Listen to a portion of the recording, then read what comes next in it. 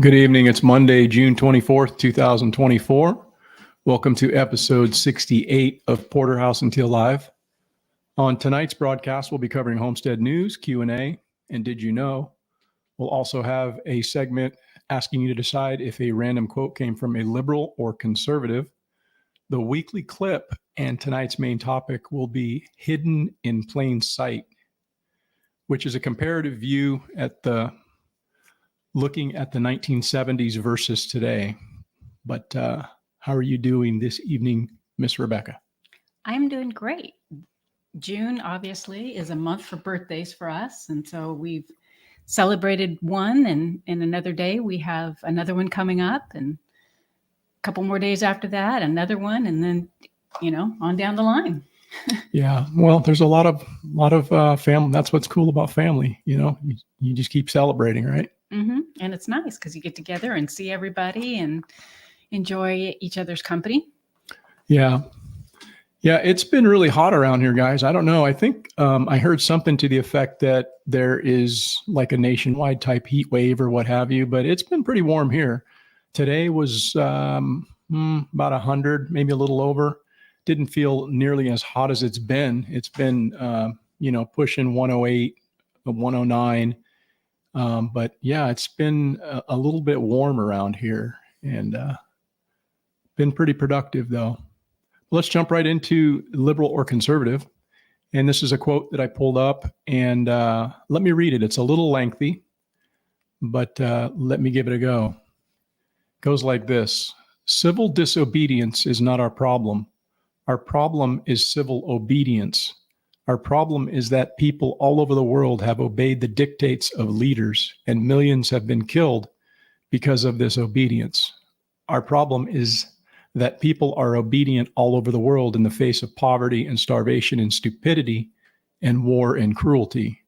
Our problem is that people are obedient while the jails are full of petty thieves and the grand thieves are running the country. That's our problem. So, who would you say that is, Rebecca, liberal or conservative that wrote that? The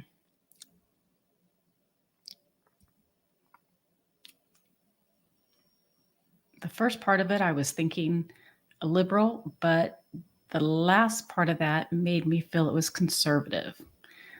So I'm gonna lean conservative. Okay. Yeah, that's actually a quote that, when I read it, I thought, there's a lot of meat to that. And it really makes you kind of think. It's kind of a deep quote, I think. And there's a lot of truth in that when you start looking around the world, when you start looking abroad, but also inwardly. There's a lot of truth to what's being stated there. So we will revisit that here in a little bit, and I'll let you know who that came from, whether or not it was a liberal or conservative. But as I kind of alluded to, it has been a pretty productive week here on the homestead, which is counter to what I felt like last week. But we, have been moving the ball forward. We're about halfway through the year now, and we're about ready to start doing our quarterlies, where we're going to revisit a lot of the things that we need to make sure that we're staying up on, but also kind of revisiting what our goals were for the year. And it's always good when you feel like you're being productive and you're actually moving the ball forward and getting things done. And one of my issues has just been balancing my athletics with what I need to do around here. And I'm a little bit more into a better routine and a better flow with that. Even though I was able to get in about 55 miles of running last week, I was still able to get a lot of things done around here. And one of the actual areas of frustration that I've had this year is, I don't know about you guys, but it seems like about every year there's a new pest. There's some kind of a new thing that, a bug or, something, an insect or whatever. But it's not even just a pest. It's like an invasion. Yeah. It is definitely that way. We are this year experiencing the year of the grasshopper. And I think for people in the South, I think they have locust swarms. Grasshoppers are much the same. I think they're kind of actually related to one another, and they will pretty much defoliate a lot of things. I've actually lost a few eucalyptus trees out there this year, but they're just the smaller ones. They're ones that I planted this year, and so they don't really have a lot of foliage on them. But I mean, they completely stripped them down, which isn't an issue if I can limit it to that. I would be concerned if they started on any of my larger trees and started, dealing with what I've got going in my orchards and my gardens and things like that. And to this point, I've been, they haven't, caused any major damage. They are actually in those areas, and I've been watching it and being concerned. But, last year was for us the year of the bullfrog. We had bullfrogs everywhere. And then the year before that, it was the tiny toads. We had like thousands of these little toads that were just the cutest damn things, but they were everywhere. And it seems like it's always something. And the grasshoppers, they seem to cycle about every 7 to 10 years or so. But I've seen, I guess this is probably about the third year that they've been really a problem here in the county. A lot of people are talking about it. So that's one of the things we're dealing with here. But bullfrogs were extremely frustrating with the pool. I would try to get them out and then cover them. And the first time I thought, okay, I'm just going to keep the pool bag upside down, figuring, they're not going to, and they are strong. They rip through that. Mm-hmm. Yeah, no, they yeah, I don't like those things. But hey, what's up, Hogs 14, and what's up, Skane's Girl? Skane's Girl seems to think that quote was from a conservative. Solid guess. He likes to keep you guessing. Yeah. Oh yeah. Yeah. No, I gotta hold on to the end of the broadcast, man. Let's see. Skane says we have a yearly invasion of the Texas grasshoppers. Yeah, those things, man. They're disgusting. Actually, they will eat each other. They cannibalize each other. It's just disgusting. I'm out on the roads or whatever, and I'm running, and they're just going everywhere. But wherever there's been one that's been hit by a car, there's always a cluster of them sitting there just scavenging one of their own carcasses. It's just disgusting. But Heidi Homestead, good evening. Nice to see you. Let's see here. Yeah, we've also had a lot more rodents this year too. And I kind of got behind the ball on that. I stopped doing a little bit of aggressive trapping and kind of started to get an infestation of voles out there. So I've been getting back into the game, and I don't know, I've been probably catching, oh boy, I don't know, 8 or so almost every day with glue traps and bucket traps that I have. And Rebecca's been setting traps, and it's something catching mice. Oh yeah. It's something that's constant. If you're not keeping up on it. And again, we don't have cats around here, which I kind of wish we did, but unfortunately I don't like feeding them to the predators, that were killing our cats. So I don't know. It's just a big trade-off.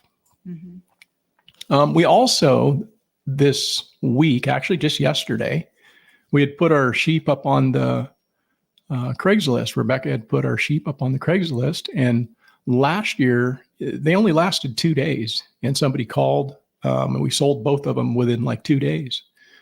And this year we put them up about a week and a half ago and didn't have any action at all until yesterday. You could say they had one foot in the trailer. You need to keep facing that if you're talking. Yeah. Well, like I said, you could say that they had one foot in the trailer on the way to the auction yard. Yeah. Yeah. No, they were, we were going to yard them out of here this week, but we got some interest in that, and folks came out yesterday and they purchased the one. And we also had somebody reach out the same day and, said that he was willing to come out and pick them up. So it just kind of goes in waves like that, I guess, sometimes. But yeah, we just got the one left, and we'll see if anybody wants him. If not, he's going to take a ride down to the auction, and we'll see what we get. Another really big thing around here for us is we've wanted to get solar put in our house, or we've had solar since 2015, but what we haven't had is any ability to store that energy. And so it's just been grid tied and we use it. It's been great. But when the power goes out, we have no power. And so now we're in the process. They just started today hooking up our batteries. I think there'll be maybe one more day, possibly two, and then we'll be online. And when the power goes out, we won't even know that the power went out. We may get a notification on our phone, but we're getting 2 Tesla power walls put in, which is going to just be nice to move us a little bit closer to being a little bit more self-reliant and a little less dependent upon the utility companies that seem to want to control or turn off your power, and then you're at their mercy. So yeah, that's something that started today. Actually, it started last Friday. They poured the slab for it, but the guys came out and actually started on the installation of it. So by the end of this week, or probably sometime midweek, we will be fully autonomous with regard to solar. So I'm really excited and looking forward to that. Mm-hmm. Yeah, we shipped out a bunch of comfrey today. I did a video last week and basically just kind of highlighting what comfrey is and how we use it here on the property and how it can benefit you as a gardener, as a homesteader, or even if you're not somebody who does either of those things, it has medicinal uses as well. And I put that video out, and I had some folks reach out, and we've been shipping it out every week. But yeah, we typically, when we get orders that come in throughout the weekend, we'll ship it out on Monday. But yeah, that's been kind of nice. Mm-hmm. And then also, today I actually worked on putting in a culvert, which is going to make it a little bit less of an issue getting around my front pasture. I've got a road or a track, if you will. It's like a 2-track road that runs the perimeter of my front pasture. And it is just over a half a mile to make one loop. And so if Rebecca wants to go out and do some exercise, she wants to run and doesn't want to leave the property, she can go around and a couple loops and it's a mile. So I was putting that culvert in today out there on the tractor and got a good ways in doing that. So again, just little things every day. We're moving forward and we're trying to be productive and get a little bit better, and check some of those things that we want to get done off of our list. And yeah, it just felt like a really productive week. Yes. Yeah. We've got tomatoes starting to ripen and come in. So canning is coming soon. Yeah. Let's see here. I got a question here. It says, DH says, what did you hope to get for the lamb you ram? Yeah, we put it up for $150, and they didn't ask questions about it, and they just paid $150. And he's 4 months old. He's a 4-month-old Katahdin ram lamb. So that's a decent price. He's very sweet. Yeah, he's a pretty nice little. They're very gentle, and so they're interested in it. They were a couple that we just met, and they seem to have their priorities in order. They're talking about all the things that most people who want to be a little bit more self-reliant are talking about. One of the things that they were really interested and concerned about with respect to this lamb was they wanted to know that it hadn't been vaccinated. And so that was a big selling point for them, because I guess a lot of people are, vaccinating and they're worming and they're putting in antibiotics and different things into their animals. And we don't do any of that. And so that was one of the first questions that they actually asked. So, but yeah, they're doing the thing, man, raising their own meat rabbits and, goats and milking and making cheese and all kinds of cool stuff they're doing on their own homestead. But they're going to take this little guy and it's going to go with a couple of their, I think they've got some, I don't know. They have a couple ewes. Yeah, a couple of ewes they're not hair sheep. They're actually ones you have to shear, but they're going to take the little guy away from, I think they're going to pick it up sometime next week. They paid us and we're going to feed it for another week and then they'll come get it. But Yeah, the fact that they don't have to share them and that he will not get horns was a huge selling point for them. Yeah. Yeah. What's up, London? How are you? Yeah, good to see you tonight. Hi, London. And hi to everybody else. I'm sorry, not just to point out on Yeah. everyone. Yeah, I thought that was a pretty good price myself. Hair sheep generally go pretty well, at least around here, I guess. People are asking even more than that, but I mean, this is a 4-month-old, little ram lamb that we haven't put a bunch of feed and put a bunch of, time and effort into. So it's a decent turnaround on that. He was a little jealous when I was out there feeding the cow. He wanted his issue too. Oh yeah. So I was feeding one hand with the cow and turning around and feeding him with the other hand. Right. So that's about all I have to report on the homestead. What about you, Rebecca? You got anything new and exciting going on here on the homestead? Well, like I said, the tomatoes are coming in, so I'm getting ready to start canning them. Mm-hmm. And we also have the squash that are coming, and we continue to have eggs. So we're going to have to more than we need at this point. Yeah. Like I'm sure that's everybody's issue that's raising chickens. And I mean, what do we have in every day? We really range anywhere from about 23 to our largest number that we got was 28. Yeah. So, call it 25 a day. That's 24 eggs a day. And so we're only selling anywhere from, 5 to 7 dozen a week. 5 to 7 dozen a week. So we've got a pretty decent surplus. I've been eating a lot of eggs, but it's just one of those deals, man. It's feast or famine, because pretty soon people are going to be saying, oh, I don't have any eggs. My chicken stopped laying.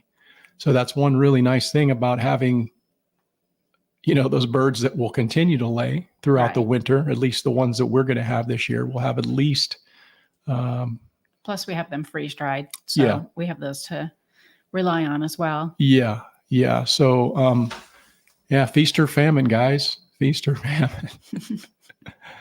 Yeah. London says that his daughter loves the soap. Well, I'm glad to hear that.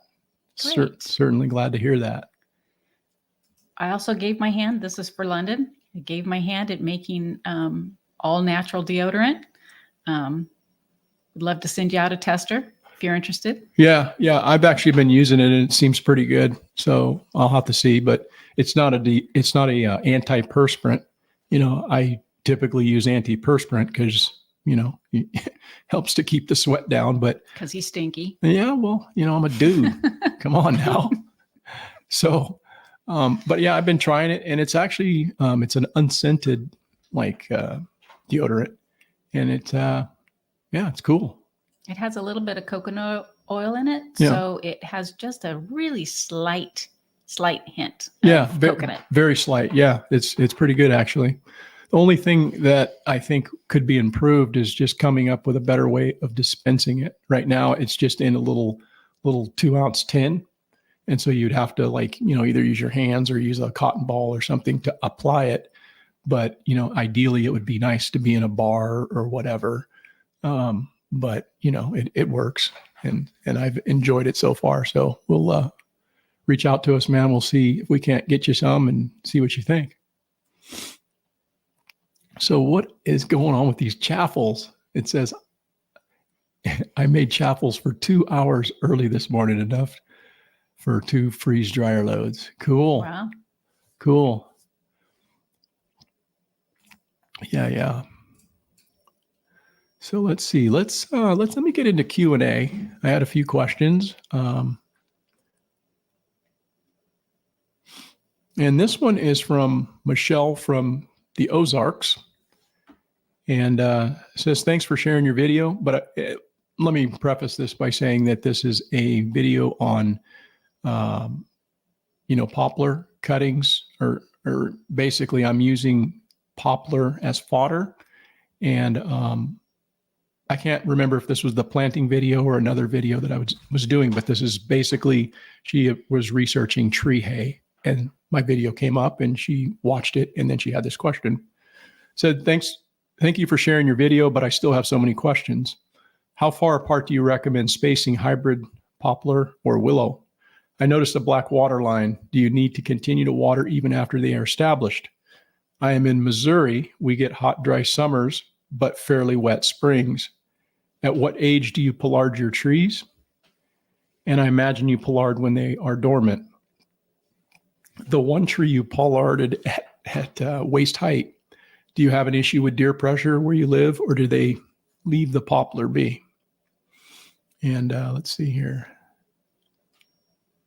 Yeah, it says, thank you for your video. You came up in the search for tree hay, but I also enjoyed your video on the mobile sheep tractor.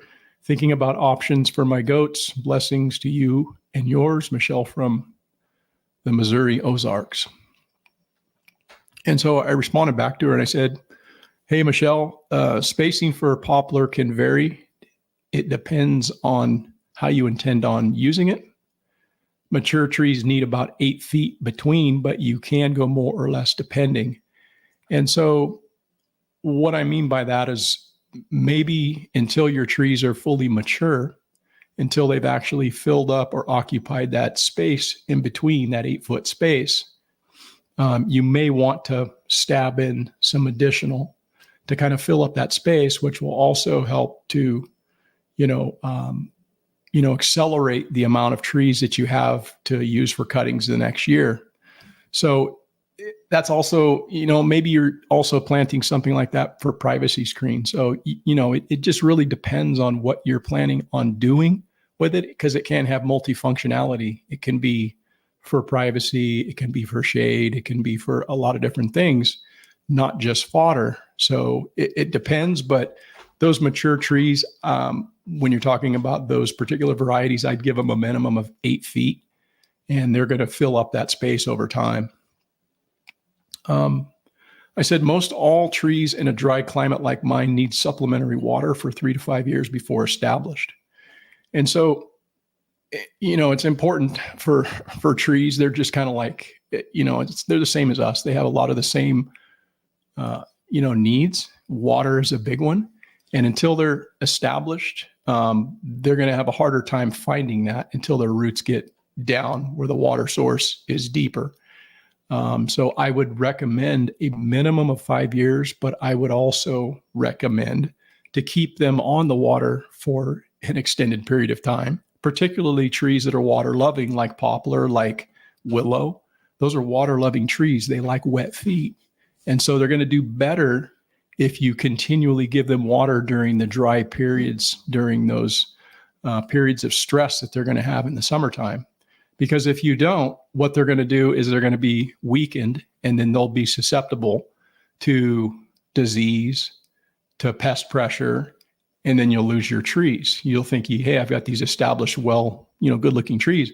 It's going to shorten their lifespan is what it'll do. So it's just something that I would recommend, that if you are going to put them on drip, you can pull them off, but we'll let them get extremely established. I've got trees lining my driveway that are poplars that haven't had water in, 10 years, but they had water for the first 10 years, and they were watered every year in the summertime until they got well established. So that's what I wanted to say on that. And then I said, if you have a lot of deer pressure, pollarding should be done above their browse height. And yes, it should only be done during dormancy. You can head them back, however, and I would actually encourage, you doing that as far as from the standpoint of their age. She was asking, at what point do you start to pollard? I would head them back every year. What that's going to do is it's going to encourage more root growth. It's going to give you a better stalk, and you're also going to get more shoots that are going to come out of those lower nodes. And so it'll fill out a little bit quicker. So I would only cut them back in the first year, maybe a third. And then the next year, you'll have more opportunities to do a little selective pruning. And then by the third year, they're going to really start to take off. And then beyond that, they're going to be, you can pretty much cut them however you want to cut them. But as far as hard pollarding, I'd give them some time, probably anytime after about 5 years, where they're going to start to get a bit of diameter at breast height. Let's see here. Yeah, and I just said that we do have deer around here, but I don't typically get a lot of deer pressure on those particular trees. There's a lot of other things for them to eat.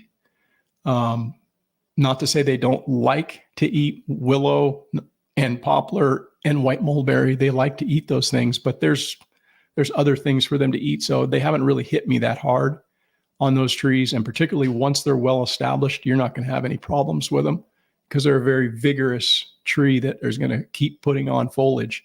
Where they're going to be susceptible is in the first year or two. And if you get a bunch of deer come through, they can completely defoliate. And then that's going to pose a problem if you do that in the summertime or, when it's in its growth stage. And then I just said that, we'll be selling cuttings again in the wintertime, sometime around January. And thanks for the question. And thanks for watching and your comment. So let's see here. The next was actually on the same video. It was tree hay video. And this was from Brad Lafferty and said, just saw this question. Would taking a white mulberry cutting now in June produce a root? Thanks. And I said, it can be done, but it must be done from softwood cuttings. You're not going to get any propagation or root strike from hardwood cuttings at this time of the year. It's going to have to be done from softwood cuttings. That's where all of the growth hormone is in the actual branch at that point. And you're going to have better success if you actually use a rooting hormone. Generally speaking, I've had success with a rooting hormone called Clonex, and you're going to have probably better success if you do that. And typically what, I would do is strip all of the leaves off except the last two at the top so that it's going to minimize the amount of transpiration that is going to be lost from that plant. You're going to want to do something like this early in the morning when the tree has been fully hydrated. You don't want to do this in the afternoon or when it starts to heat up because, again, trees, just like us, they sweat. It's called transpiration. And when it gets hot, they're going to lose moisture out of the cells in their leaves, and they're going to become stressed. And you don't want to do that at that point in time. You'll probably be less successful. So, do it in the morning. But what I would actually recommend is just doing it during the dormant period. It's a no-brainer. It's like you can't even hardly go wrong. You cut the thing, you stick it in the ground, and it's going to strike root. And nature's going to water it for you. You're not going to have to worry about putting it on a drip. You're not going to have to worry about potting. You're not going to have to worry about rooting hormone and all of these other things and putting a dome over it so that it keeps the moisture. These are all tactics that you can use in doing softwood cuttings. I would also, not to discourage you from doing that, because I would encourage anybody to do it so that you learn how to do it and you know how to do it. But for me, I don't really do much in the way of that with those particular cultivars because I find it just so much more easy just to cut them in the wintertime, boom, stick them in the ground. And then by springtime, they've already just struck root and Mother Nature's been watering them in. And so, I did that with rosemary. All of the rosemary we have on our property was taken from basically a softwood cutting that I got from Home Depot. Just walked by and snip, brought it home. That's called stealing. Is that what that's called? I didn't know that. Yeah. And brought it home and basically did the same thing. Stripped off the lower leaves, stuck it in the ground, kept it wet, kept it domed. And now I've got all the rosemary that I need. And didn't cost me anything. She calls it stealing. I don't see it that way, but nonetheless. Yeah. Let's see here. Okay. All right. So I hope that answered that question.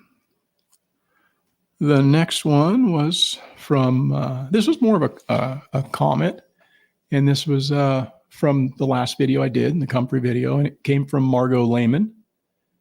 She said, the cuttings and rootstock that I got from you a couple of months ago have taken off. Wish I could post a picture here. I too planted them right next to an artichoke along with some bee balm, borage, and dock. I did have to put up a short fence because the local groundhog was eating both the comfrey and the artichoke, but all have recovered. They are the anchors of my pollinator garden. Many thanks. So yeah, that's cool, man. I like hearing that. I also got a nice, some feedback from London with regard to his comfrey. And yeah, it's a super easy thing to grow. I think it's something that every homestead should have. And yeah, you can't go wrong with it. I mean, it's great, man. I feed my sheep with it. I feed the cow that we have, the one cow that we have anymore. And She's so sweet. it's great for soil building, you know? So again, thank you for the kind words, Margot, and I'm glad you have enjoyed that.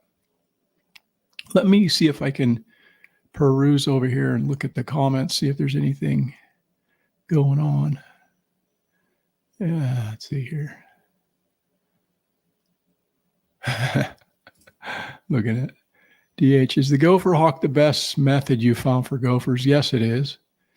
Yeah, it is. And the reason why is because it's less intrusive than a lot of the other gopher traps that I've seen. You know, the other mechanical gopher traps, you have to dig out, you know, find the tunnel and then, you know, or their tunnel, and you have to dig it out. And then it's kind of more of a horizontally arranged trap, where the gopher hawk is vertically arranged. So you basically just stick it straight down into the burrow, and then they go through that little cage. When they hit that trigger, it chokes them out. And it's super easy. If you have a lawn, you're going to have very minimal disruption, you know, as far as setting the trap, because a lot of times you get pissed off that the gopher's tearing up your front lawn or whatever. And then when you put that trap in, you got to dig even a bigger hole, right? So this is like very minimal as far as what you have to do to actually set the trap. I caught, let's see, I didn't catch anything today, but I caught 2 yesterday. And so I'm always catching them because they're always out there. And yeah, it's a relentless pursuit of killing rodents that are going to eat my food. And so I would say that they are the best method. I've tried a lot of different things. I've tried flooding them out, which actually I've done one time. I was able to get one to pop out. But I mean, you're talking a lot of water because their underground networks can be very extensive. They can cover a lot of ground. I mean, we're talking a few thousand feet, you know, on something that's really well established as far as the burrow. So water's not a good idea. Smoke, I guess, kind of can work. I've tried propane, but I don't know if that's had any effect or not because I still have gophers. And yeah, that's just the one that has resonated most with me, is the gopher hawk. So to answer your question, yes. Let's see here. Of course, you've caught more than just gophers in those things, too. Oh, yeah. Yeah. Unfortunately, you know, you'll catch other things you don't want to catch, like toads and things and, you know, stuff like that. But you could say the same about your traps. You catch lizards, you catch birds, you catch all kinds of things. Oh, yeah. So by the beak. Yeah. Yeah. So I don't have a weekly poll for this week, so we're going to skip that. But I think we will get into Did You Know? And that is something that Rebecca is going to be touching on. So go ahead. No weekly poll? No weekly poll this week. Wow. Yeah. So did you know, starting in 1950, in the 1950s, there was what was called the Presidential Physical Fitness Program, and it was developed by President Kennedy. It was designed to help school-age children enhance their mental, physical, and social. Now I can't say it. Just say it. Sociological. No, I afraid it. Psychological. Psychological, yes. Okay. Ability through physical fitness. It was to encourage children to complete or exceed certain amount of pull-ups, sit-ups, 50-yard dash, standing broad jump, softball throw, shuttle run, which I'm not sure what a shuttle run is. It kind of makes me think maybe a relay. No. I'm sure on that. And the 60-yard run or walk. This lasted all the way to 2013 when it was concluded by President Obama. Yeah, I can recall this when I was in school and I got the patch and everything, and that was kind of like it was a marker of achievement, athletically. And I think a lot of people really wanted to get that patch. And I didn't realize that it actually went through until 2013. I talked to my daughter about it and asked her if she remembered it. I was over her house last week and this topic came up, and she said, "Oh yeah, we were doing that when I was in school." And I don't even remember them doing it or whatever, but I can recall doing it. I can recall getting the little blue patch and stuff, which was kind of a big deal back then, but I didn't realize that it went that long to 2013. And I don't know why, it was discontinued. And I didn't know that Obama was the one who discontinued it. Do you know anything more about that, or? I don't.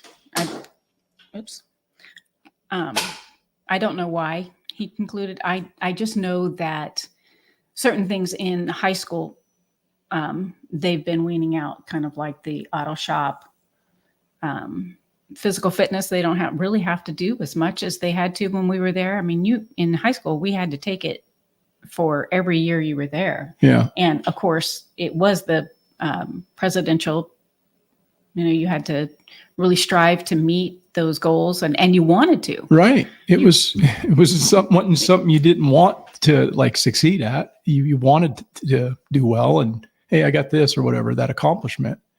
And Hogg says he remembers that in school. And then you got a certificate at the end. I don't specifically remember the certificate, but I do remember the patch, Yeah, I think I remember the certificate and the patch. Right. Yeah, I remember getting the fitness patch. And then Mr. Eric Johnson says, I remember doing it in 2006 in the 7th grade.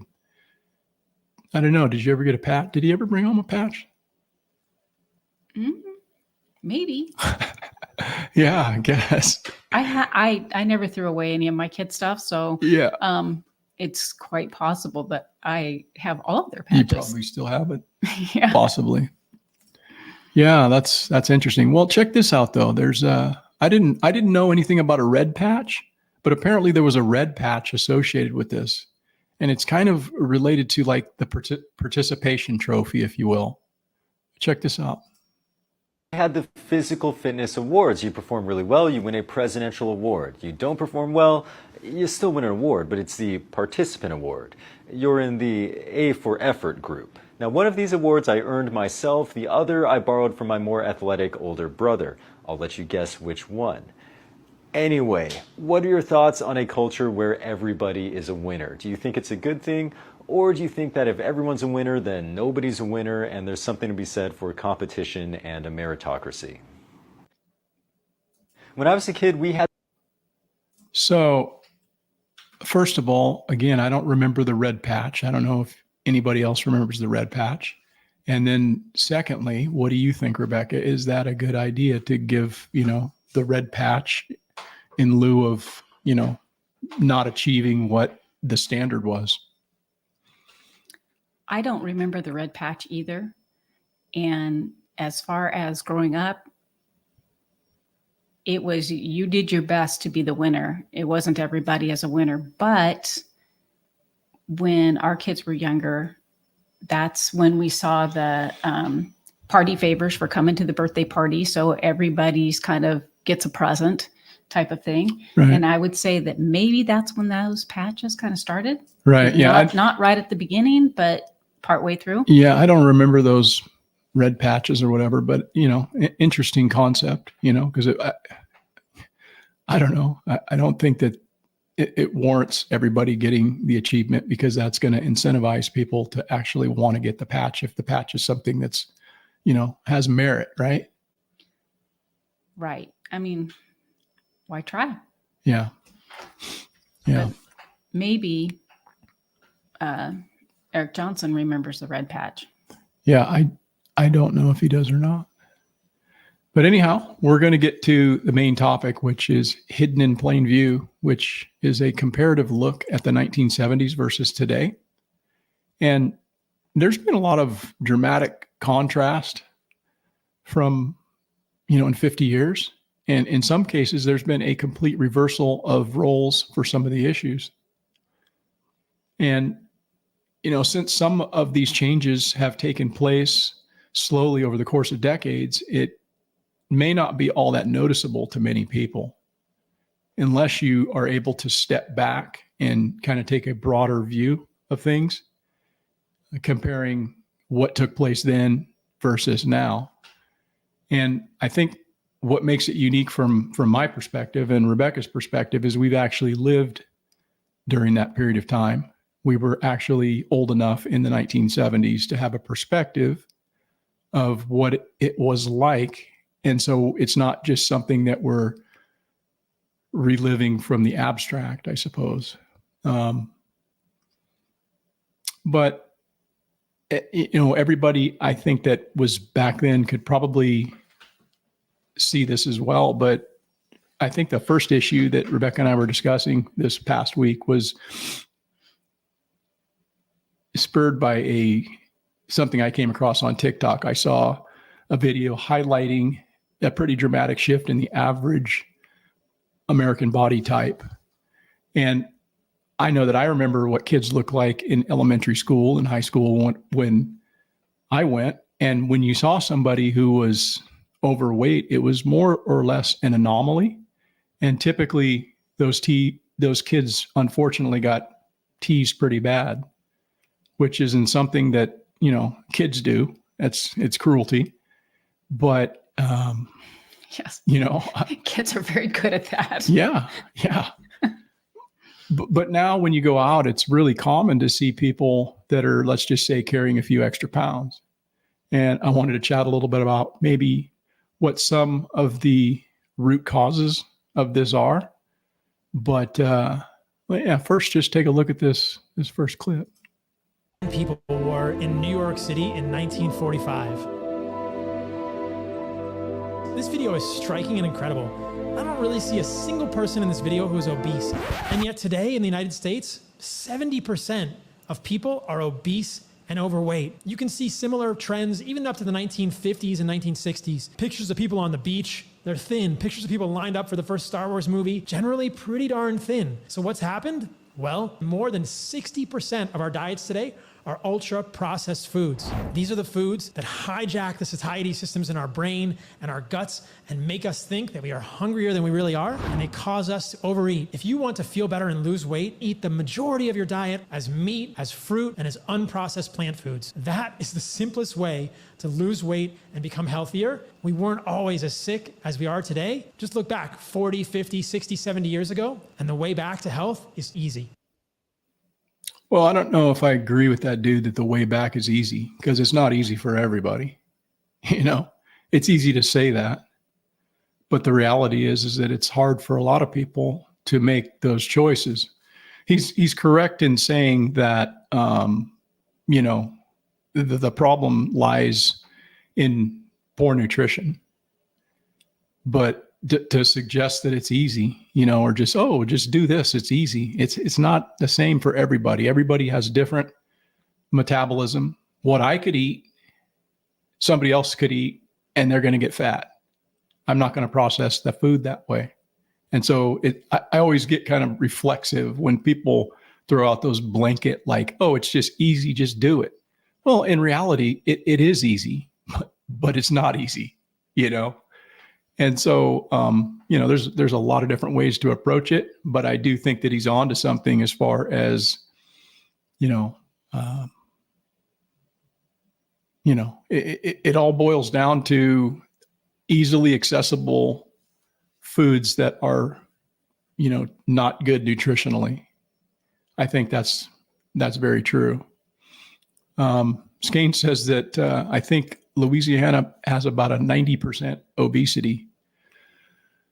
Yeah, and I know that some of the southern states, they have a little issue with that kind of thing, I guess, more so than some of the other places that are in the country.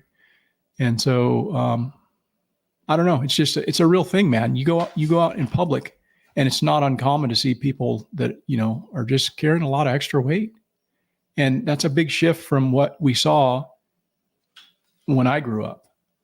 I can recall this is somebody that went to my brother's. He was in high school, and my sister was in high school at the time. I was still probably in Diapers. no, I was probably still in elementary school. And but they had these two fat girls, and I think they were twins, and they teased them. But they were like the only fat girls in school. And it was not cool. I mean, how'd you like to be called Janet the Planet?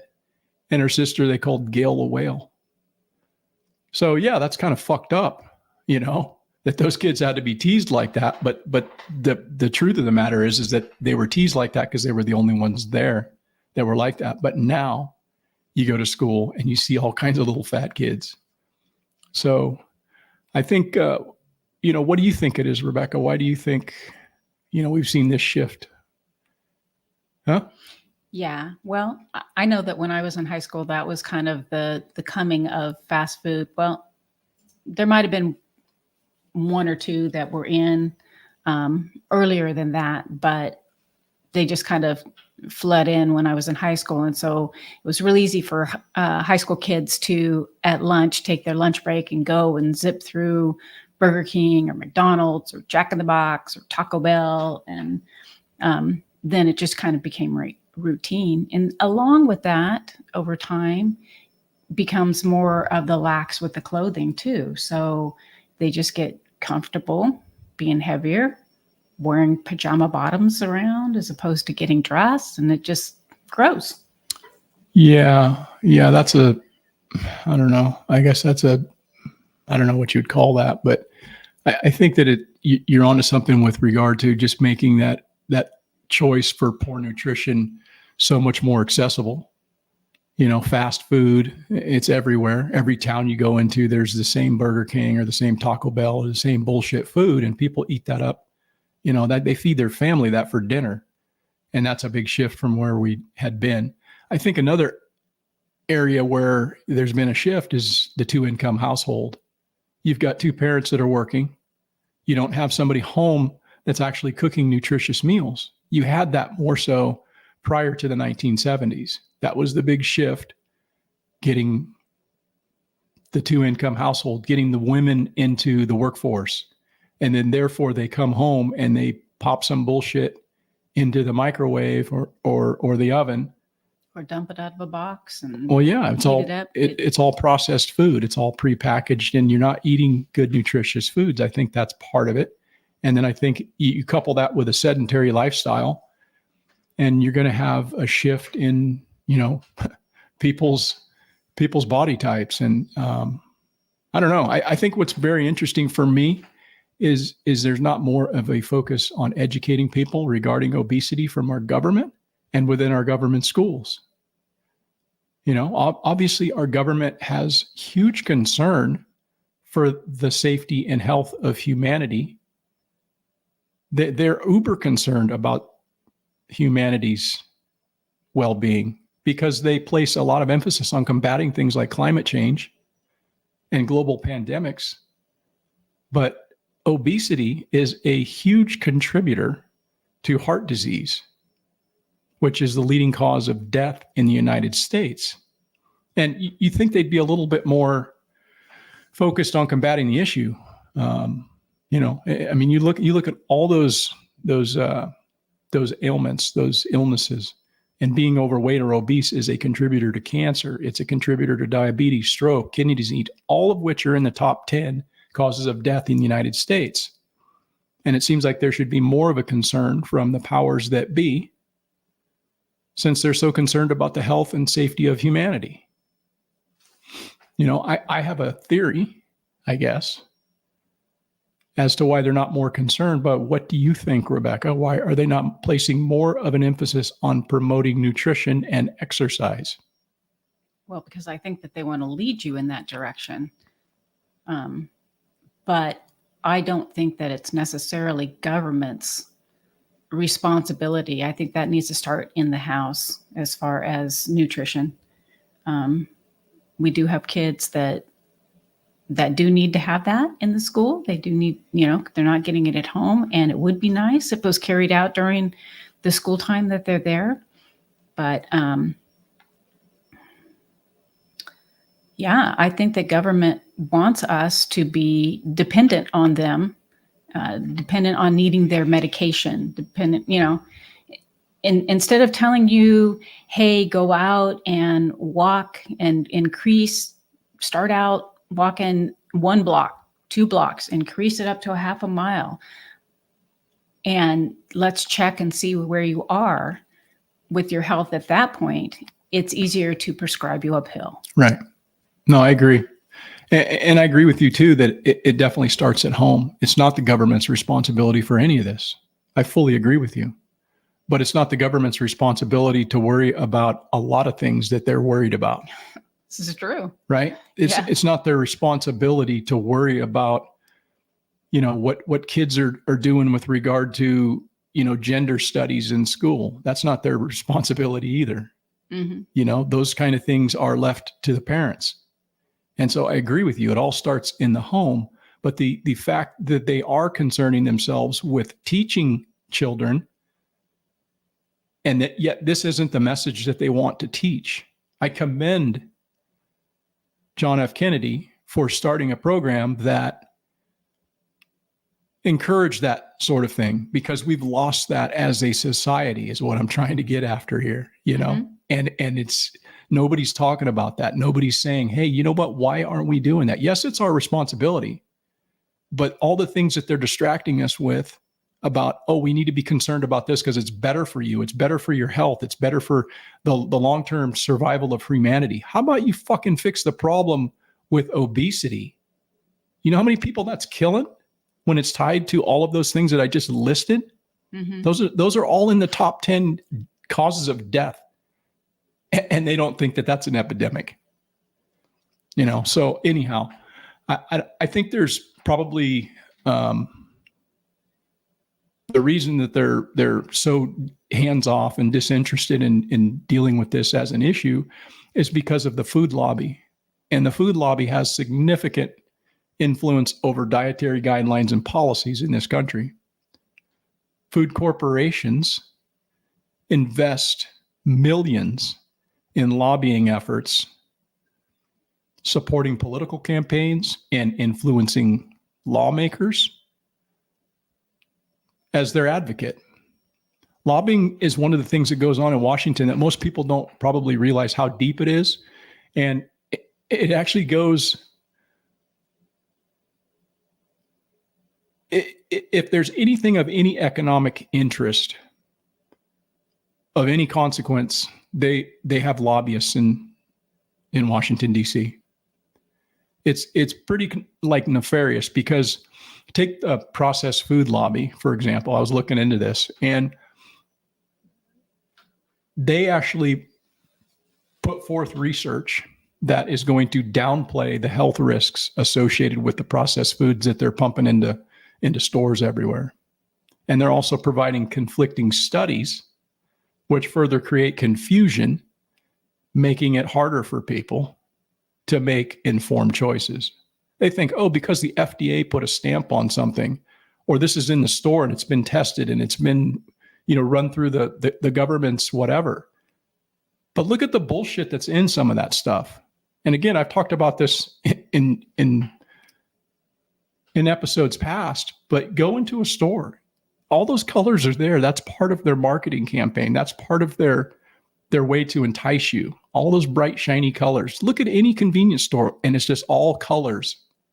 It'll get you to stop. Yeah, whether it's your Doritos or your Funyuns or your fucking Mentos or whatever, right? That's all by design. And look at what's in that. and what that's doing to people. And so it's pretty nefarious. But anyhow, I think that's one of the biggest reasons why they're not saying anything about a lot of this stuff. Yeah, they're tied. The processed food industry is tied directly to the ag industry, because the three crops that are the biggest drivers of the agricultural industry is corn, soy, and wheat. And those three things right there form the basis of the Western diet, which is found in convenience stores and supermarkets across this country. And that's what goes into making preservatives and additives, which are all in processed foods.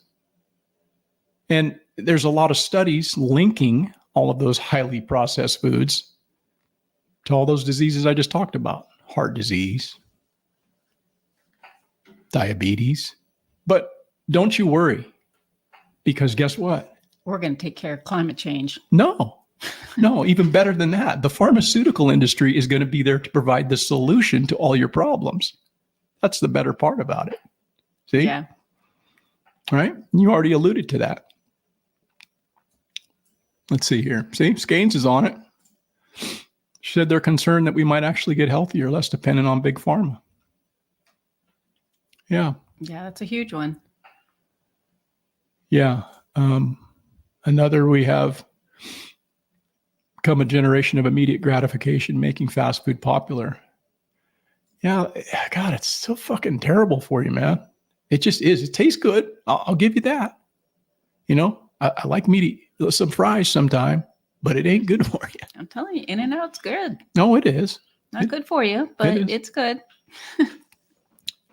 I agree with Rebecca. They want us dependent on them. Yeah. Yeah, that's very true. And again, going back to your point, Rebecca, it does start with the family. I mean, that's where those decisions belong there. They don't belong with the government. But so many people rely on the government and their expertise as an expert. So they do the same with their food. Again, if it's in the stores, it must be good for me. It must be okay to eat. Well, it's the same with things saying organic. You really need to look at the label too, because organic, it's not necessarily always organic. Right. Yeah, I think, if you're eating food, if you look at it this way, the least amount of hands that it had to touch for it to get to your table, the better that food's going to be for you. But when you look at the back of the box, or you look at the thing and you're reading the thing and you're going, high fructose corn syrup, maltodextrin, all this bullshit, you don't even know what it is, man. All these dyes and colors and things, and that's going in your body, man. That's just a slow poison, right? It just is. It just is. Clown food. Yeah. Well, I'm on a Jack in the Box used to have a clown that you talked to. No, yeah, you're right. Yeah, that was kind of creepy. Yes. Yeah. Yeah, it is a control thing, man. I agree with you, Hogs. The next issue I wanted to talk about, I guess, is one of a political nature, and what seemingly has taken place in the last 50 or more years is a reversal of roles in the anti-war movement. And as I understand the anti-war movement, it really took a foothold in the United States around 1965, and that was during the Vietnam conflict. And it was largely driven by peace activists and leftist intellectuals on campuses, where they started questioning the war after the U.S. began bombing North Vietnam heavily in 1965. And one of the groups most notable was the SDS, which was the Students for a Democratic Society. And they organized a lot of demonstrations and sit-ins to express their opposition. And over the course of the next number of years, the war drew on, and people kind of got a little weary of that, and more anti-war sentiment kind of started to creep in.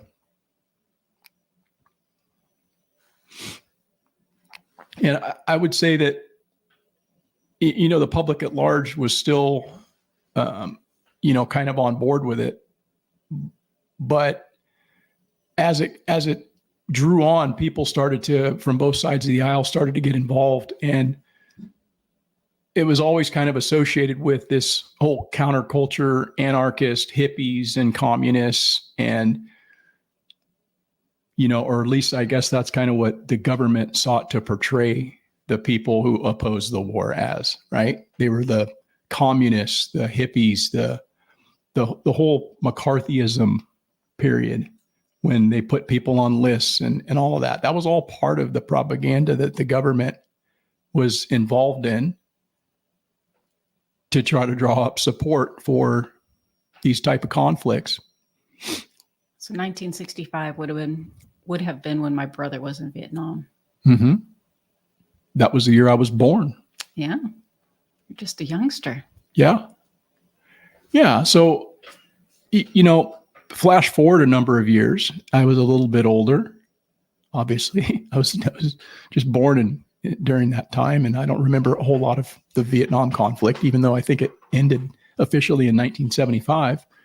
I wasn't even really aware that there was a war going on when I was, under 10 years old. But nonetheless, I was much more involved as far as knowing what was going on with the Iraq war, because after 9/11, our whole country kind of united in a sense behind this idea that, hey, we need to go get these people.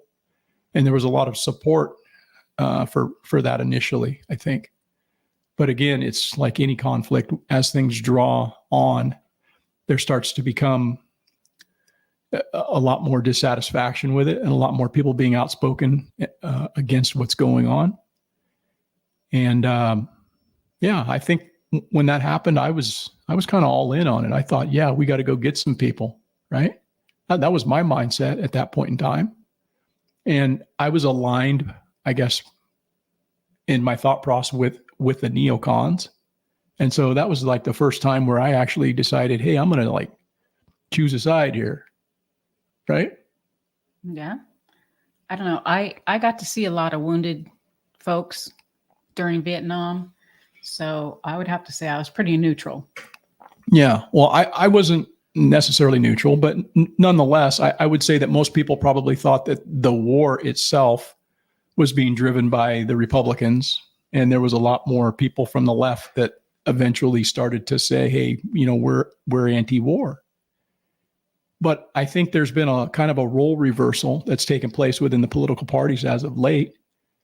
I don't know if you guys have seen this video, but it's probably from about March-ish, I think, is when this took place. But it was when the House of Representatives were passing a support package for Ukraine, and they were waving their flags on the House floor. And there wasn't supposed to be any video of this. They're not supposed to have their videos during, they're not supposed to have their cell phones or whatever. So I don't know how somebody got this video, but it was pretty widely circulated on the internet, TikTok in particular. I saw it a couple different places, but these people that are our elected representatives, many of them were wearing their little, instead of having maybe a United States American flag lapel pin, they had Ukraine pins, proudly wearing in support of Ukraine. So I don't know what your guys' thoughts are on that, on what you think about any of this, but check this out. Stunning video out of the House of Representatives. Take a look.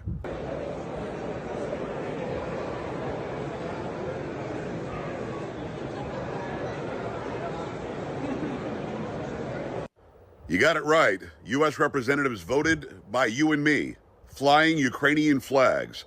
We've got people who are representing districts in this great land who are flying the flag of a different country. I don't care if it's our closest friend. It could be Israel, or it could be Great Britain, England. It could be anybody that we love on the planet. I mean, this isn't about waving the flag of an enemy. This is about waving any flag other than ours. Nobody else on earth is doing this. They're not flying the American flag out of some sort of respect for us. They just approved sending $60 billion of your money and mine to Ukraine that will keep this war going, killing more Ukrainians. Seriously, That's what they just did. And they're flying the flag like they did something good. Oh, by the way, you know what was not in that money that they just sent out?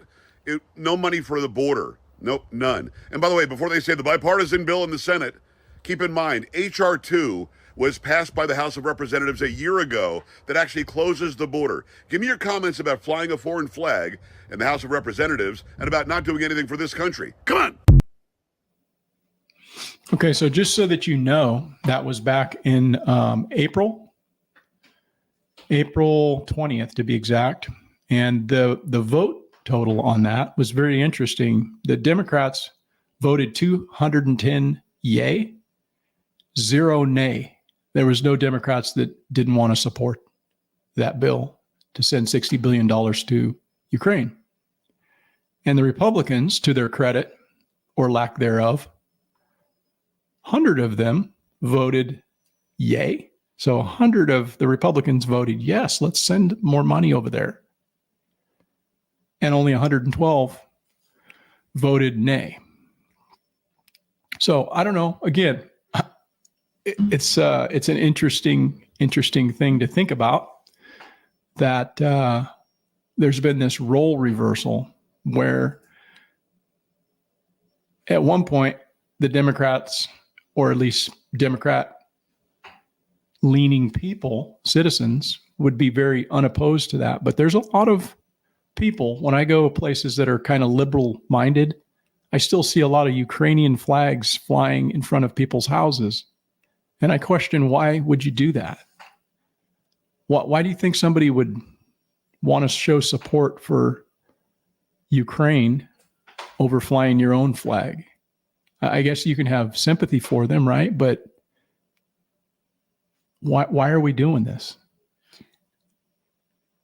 I would say that in listening to their news that they choose to listen to, and they're being fed, this is the right thing to do.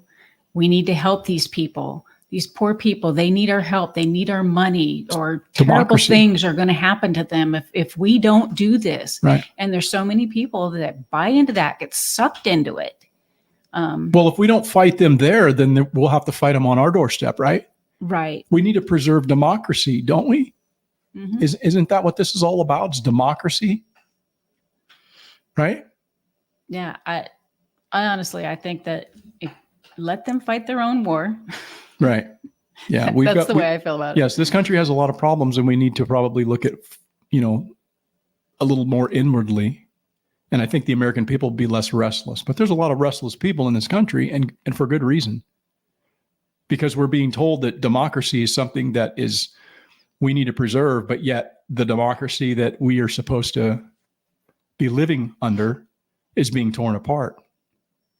All of us can see that. Mm-hmm. We're always being attacked. All of our rights, our so-called rights, finger quotes, are always constantly under assault from the people who supposedly support democracy. So it's kind of a sham. And I wonder why more people aren't a little bit more pissed off about it, or at least vocalizing their opposition to what's going on. I think they're just interested in themselves. Right. I think these politicians really have shown themselves to be pretty unprincipled, and are only in opposition to war if it's going to advantage them politically. But so long as the war machine can be fed, that's their ultimate goal. So what I mean by that is that the majority of politicians who are in support of this Ukraine war, for example, the Pelosi's and the Schumers, were more than likely in opposition, or only in opposition, to the Iraq war because it would help them more than hurt them politically. They were cool with it because they knew that the war machine was going to be fed. But they could also leverage more power to themselves because they could stand on the side of, we're against war. But they're not against war right now, are they? They're saying anybody who doesn't vote with this is a communist or a Putin sympathizer. So it's really, if you look at it, it's kind of nakedly obvious that they're just a bunch of fucking hypocrites. Mm-hmm. Yeah. There's there's a guy who does a lot of podcasts, and he's actually an ex-CIA agent. He's pretty interesting to listen to, and he has a perspective about the military-industrial complex, that war machine we were just talking about, and how it ties directly to the policies coming from our government. So check this out. Explain to us Scary stuff. what the military industrial complex is and how the CIA plays a part in it. So the short hard-hitting answer is that the military industrial complex is our economic security blanket. That's what it is. The reason that the United States loves war is because war ends recessions. And the reason that war ends recessions is because the military industrial complex spins up. Tens of thousands of jobs are made, massive government spending is made, people make a whole hell of a lot more money, more taxes is taken, and then all that military industrial produce, all the production, isn't just for us. It can be sold to the UK, it can be sold to France, it can be sold to Germany, it can be sold to Israel, it can be sold to you Saudi have money Arabia. coming in. Yeah. And you have money coming in, and the people who are, when foreign countries buy American goods, what denomination do they use? What currency do they use? American. So then how do they get American dollars? They got to buy them shit. American dollars. And then as you buy American dollars, it takes American dollars off the market, which does what to the value of your currency? Increases the value. It's net. It's like a triple threat. It's like Justin Timberlake, man. I mean, this is really well said. So that's why the military industrial complex was designed. And it's a big part of the reason that Eisenhower warned against it. Yeah, his speech when he left office. Yep. He was like, once we create this beast, you can never put this back in a box.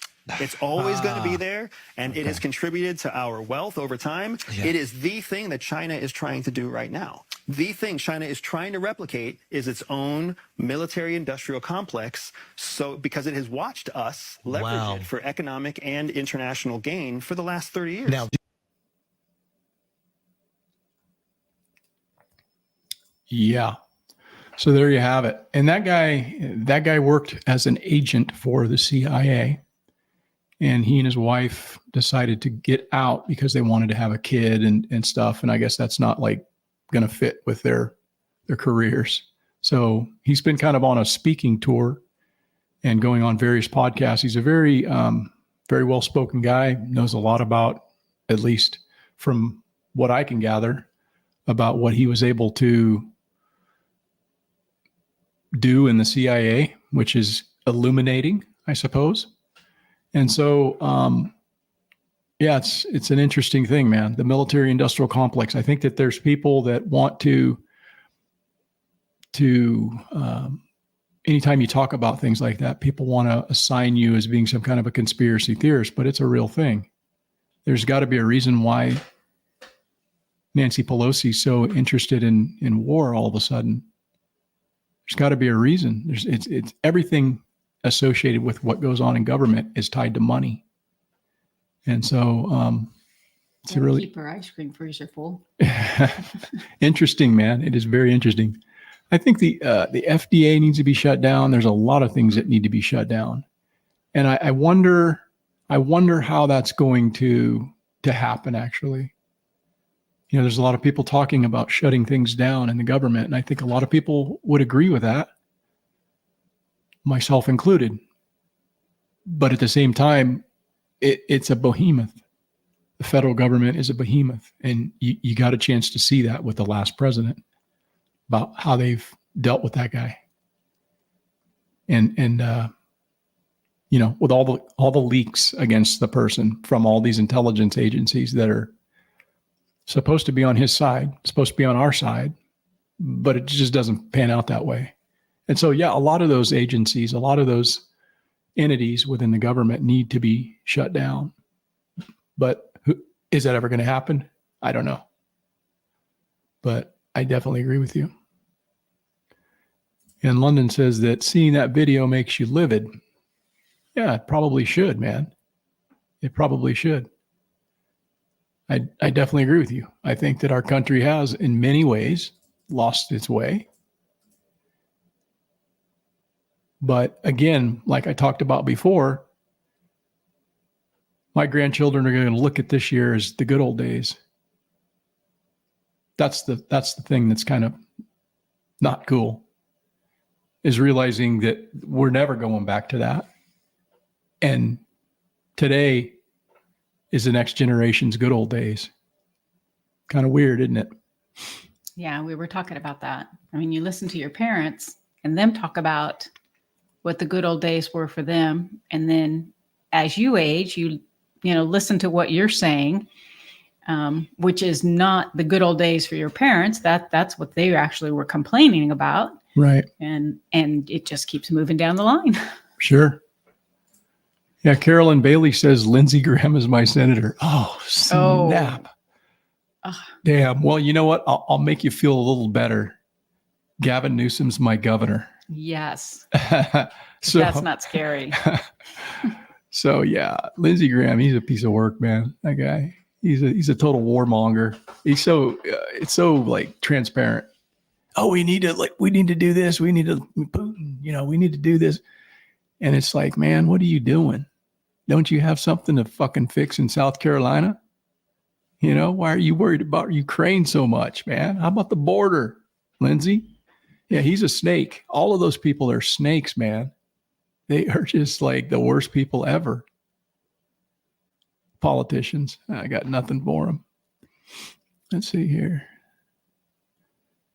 Yep. Sorry, not sending any of my grandkids to fight some war across the sea for that crap.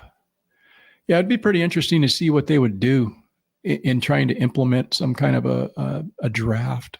We talked a little bit about that bill that was proposed, and that's an issue that's probably not going to go away. At some point, the conflict may ensue, and it may get to the point where, we actually need people to fight, not just in some bullshit war, but actually need people to fight. And you saw a lot of people back in the 60s deciding, yeah, I'm going to be a conscientious objector, and I'm not going to put on the uniform and fight in something I don't believe in. And so it will be interesting to see if, in fact, we ever get to another point where they are going to do some kind of a draft, how that's going to play out. I don't think it's going to play out well. Nor I. I think they'll have a difficult time with that. Yeah. With BRICS gaining ground, things are going to get very interesting. It has to cause concern with military, and it has to cause concern with the military industrial complex. Yeah. Yeah, it's going to be a wild ride.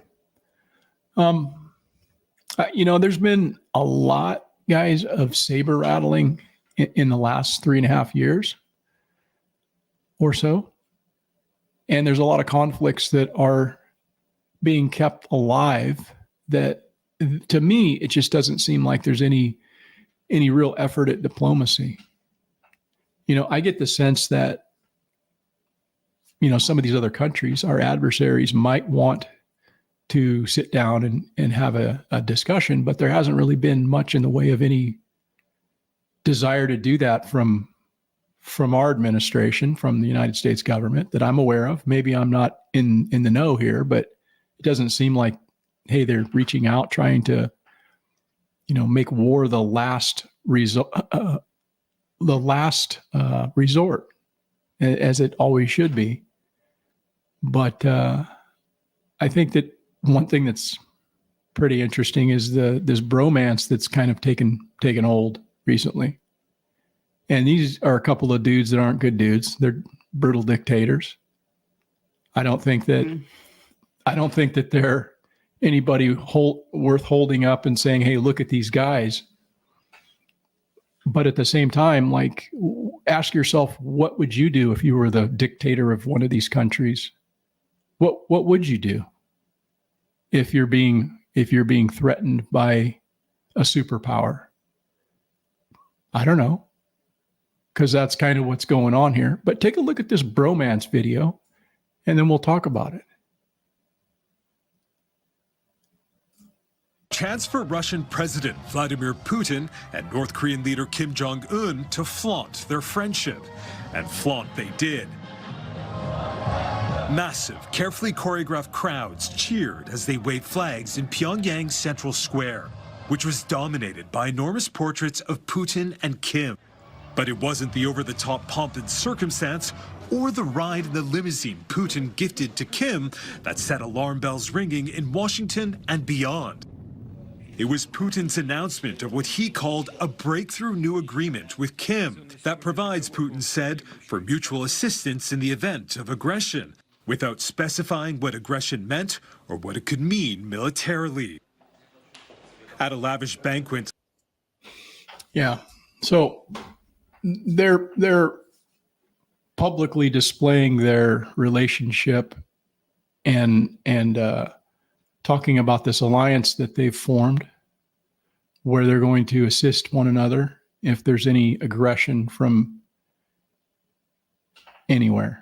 Where do you think that aggression might come from? Do you think that Syria is going to pose a problem to them, or maybe Afghanistan, or, do you think Finland is going to attack any of those countries, or is any threat to them? I don't know. Why do you think that they would be doing this at this point in time? Do you have any ideas on that, Rebecca? I would say it's more to frighten us, maybe to try to get us back down. Well, I don't think it's anything about frightening us. Well, it should be. Yeah, I mean, we got bombs too, but again, these are people or regimes that have nuclear capabilities, and if you're so concerned about humanity and worrying about global pandemics and climate change, why the fuck aren't you trying to do something about stopping conflict? Because that's not really happening, is it? No, it's not. We did have a president that attempted that. Yeah, it's saber rattling. I agree with you, London. I think it's a lot of saber rattling. It's a lot of, hey, look at me.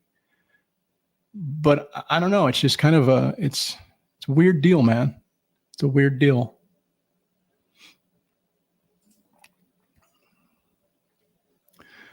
I definitely think it's sending a message, possibly giving you the option to say, hey, step back. Yeah, I don't think that's what's going to happen, though. If I was any one of those dudes, if I was Putin or if I was Kim, I'd probably do the same thing that they're doing. And I'm going to find alliances where there's alliances to be made. I'm not going to worry about the United States as much. I'm going to try to do what I'm going to do, just like the United States is doing what they do. Mm-hmm. But we could actually work together since we're on this planet together. They're not going to get everything that they want. We're not going to get everything that we want. But the one thing that they could actually agree upon is that, hey, you know what? We're not going to get in a fucking conflict over nothing. You just stay over there. You just chill out. But we're worried about what they're doing. Yeah. I don't know. It's just an interesting deal, man. Interesting deal.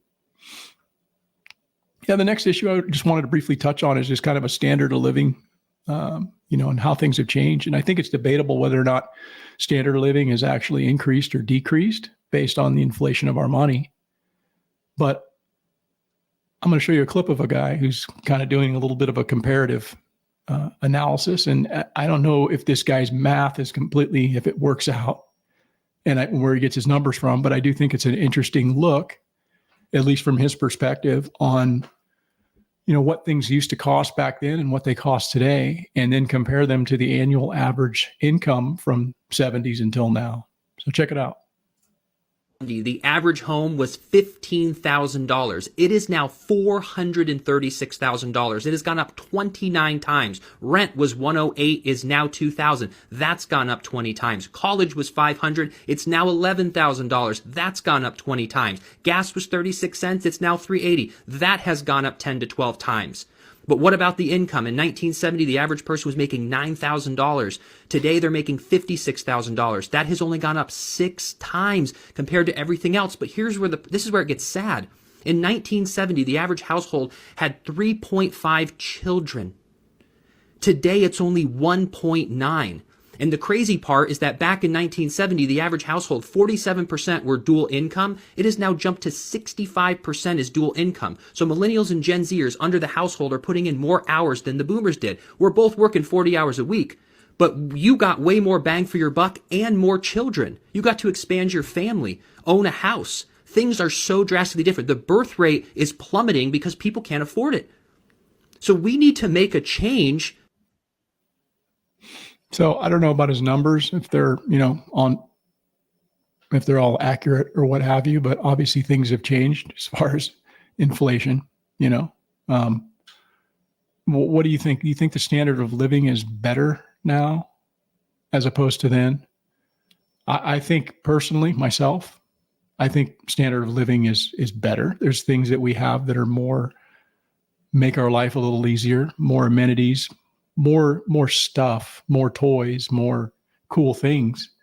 But standard of living, I guess, if you want to, what defines standard of living? I guess you could take it back to looking at the good old days and remembering that and what you had then. And you reflect on that because it's a happy time. And then you look at now, well, you could say your standard of living's better because you can afford more, you've got more income coming in, but why do you still look back at the good old days? So you were actually happier with less complication. Then that's just going back to a simpler time. Yeah. Right. Yeah, I think there's a lot to be said for that. I guess the question I have with regard to him is, obviously there's been an inflated monetary supply. Well, and it's all relative too, because if you're making more money, then things cost more money. Mm-hmm. So you've got to weigh that out as well. Right. Well, I think what point he was trying to make is just saying that, the average income hasn't gone up in comparison to what everything else is, cost of a house or car, whatever. But it's. But as far as having kids, I think that's a personal choice that people are making. Or not making, yeah. Or not making. I mean, I know that I have quite a few family members that are deciding not to have children. Right. They are enjoying going and partying and living up their life. I can't say that they're protecting themselves for when they're getting older, but they're living free and happy right now. Right. With no responsibilities. Yeah. Yeah, I don't know. Anyhow, let's get to that liberal or conservative quote. Let me read it for you. Civil disobedience is not our problem. Our problem is civil obedience. Our problem is that people all over the world have obeyed the dictates of leaders and millions have been killed because of this obedience. Our problem is that people are obedient all over the world in the face of poverty and starvation and stupidity and war and cruelty. Our problem is that people are obedient while the jails are full of petty thieves and the grand thieves are running our country. That's our problem. So I had somebody chime in. Cindy thought that it was a conservative. Rebecca, you said that it was a what? I said it was conservative. Okay. Yeah. You know what? This guy was a liberal, man. He was a liberal. I didn't even know anything about the guy. I just saw the quote and that's who that is. And I looked into this guy and he was, his name was Howard Zinn, and he was an American historian. He was a playwright, philosopher, socialist intellectual, and he was a World War II vet. He was a political science professor at Boston University, and he wrote more than 20 books. And he described himself as something of an anarchist, something of a socialist, maybe a democratic socialist, and a Marxist. He wrote extensively about the civil rights movement, the anti-war movement, and the labor history of the United States. And so, yeah, he was a far lefty, but I have to say, in reading his quote, I'm not really so detached from that. And maybe that was written back at a time when liberals actually had fucking sense. They were mainstream. And that's a very sensible thing from the standpoint of being kind of, hey, let's not just jump into war and realize that the people that are driving us into the war are the problem rather than, the young men that they're sending to fight on their behalf. So, yeah, that's who that came from. Howard Zinn. Yeah. Which leads us to the last clip of this week. And now this ties kind of directly to what we've been talking about this whole broadcast. And this is a clip from JFK. It's one I really like. So check it out. I think more unfortunate than to have soft, chubby, fat-looking children. I hope that all of you will join, and everybody in the United States, to make sure that our children participate fully in a vigorous and adventurous life which is possible for them in this very rich country of ours.